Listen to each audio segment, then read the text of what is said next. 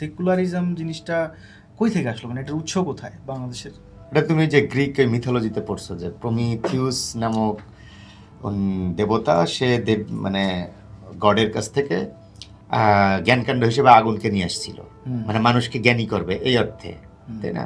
পরে সেই গড প্রমিথিউসকে বর দেয়। তাহলে ওখানকার হিস্ট্রিটা হচ্ছে, হিস্ট্রি বলতে মিথোলজিক্যাল হিস্ট্রিটা হচ্ছে গড মানুষের জন্য কল্যাণকর না।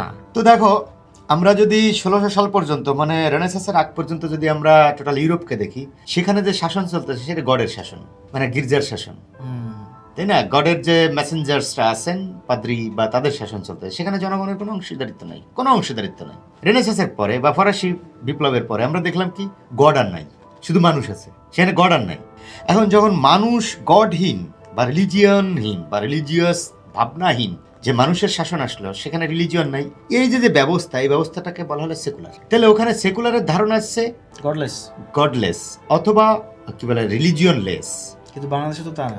বাংলাদেশ না শুধু, টোটাল ইস্টে এবং ফার ইস্টে, আমরা তো ফার ইস্ট, ইস্ট হলো ইরান বা সৌদি মদি যেগুলো আছে, এখানের মানুষকে আমি বলি পন্টিফিশিয়াল রহমান হিসেবে আসছে, ক্ষমাশীল হিসেবে আসতেছে, পরম দয়ালুময় হিসেবে আসতেছে, পরম ক্ষমতাশালী, পরম বিচারক হিসেবে আসতেছে। নানাভাবে তার ক্ষমতা দেখো নানা দিকে ডাইভার্সিফাইড হচ্ছে।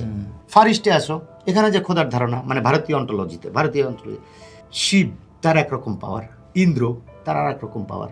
মানে কি, আমার ফিতরাতের সাথে, আমার ইনহেরেন্সের সাথে ধর্ম জড়িত। মানে আমি এভাবে বলি বাংলায়, আমি হাঁকতে গেলেও ধর্ম আছে আমার সঙ্গে।